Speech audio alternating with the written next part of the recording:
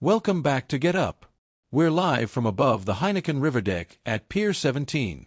I'm Dan Graziano, filling in for Greeny today, and joining me are Bart Scott, Schefter, and Hawk. Today, we're breaking down the Christmas Day matchup between the Chiefs and the Steelers. Let's jump right into the action. The Chiefs took an early lead, starting the game strong at 6-0.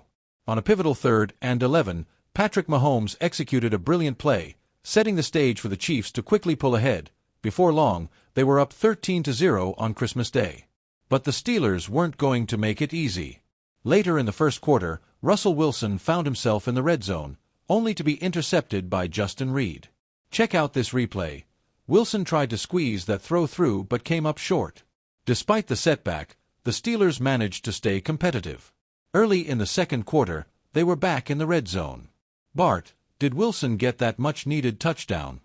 Absolutely. He channeled a little nostalgia and jumped back in time like he was in a hot tub time machine, pulling the Steelers within 6, bringing the score to 13-7. Fast forward to the fourth quarter, the Steelers faced a critical 3rd and 15 while trailing 22-21. Wilson connected with Freiermuth, but he couldn't secure the catch, leading to another turnover.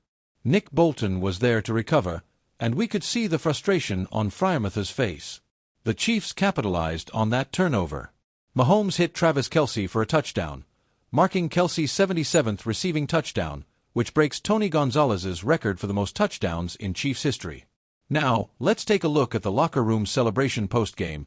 There was a lot of joy and excitement in there. It's incredible to think they achieved a franchise record with 15 wins in a season, especially after all the hard work they've put in. And the way they celebrated in those Christmas-themed outfits just adds to the spirit.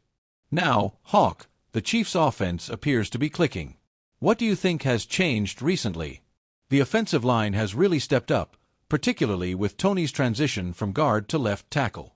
He's gone up against tough defensive players like Myles Garrett and T.J. Watt and handled it well. The addition of Hollywood Brown has also allowed Xavier Worthy to focus on his role as a rookie. The added speed on the field is opening things up for Kelce as well. Just like every year, it seems the Chiefs are hitting their stride at the perfect time. Absolutely. And let's not overlook the defense. Despite missing Chris Jones, they still dominated against the Steelers. This team is now complete, and they have the experience needed to handle close games. Looking ahead, the Chiefs have some decisions to make for their next game against the Broncos.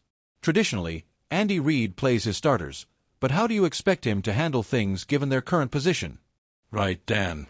With injuries like Chris Jones' calf strain and Mahomes dealing with a high ankle sprain, caution might be the way to go. There's no need to risk key players in a game that has no impact on their playoff seeding. Exactly.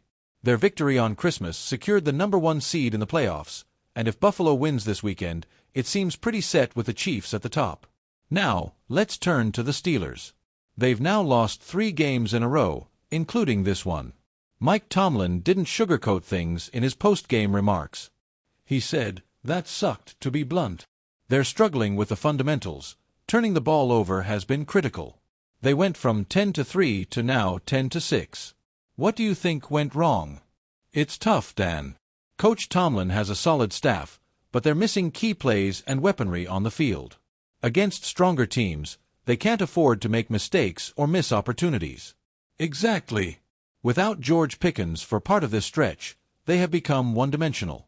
They need to find ways to effectively push the ball downfield, and their defense hasn't played at the same level it showed earlier in the season. And let's talk about the quarterback. Russell Wilson is under an expiring contract. What lies ahead for him given the current struggles? Wilson had a solid start to the season, but his recent performance has definitely taken a hit. Most teams would struggle against top-tier opponents like the Eagles and Chiefs, but Pittsburgh needs to find a way to improve moving forward.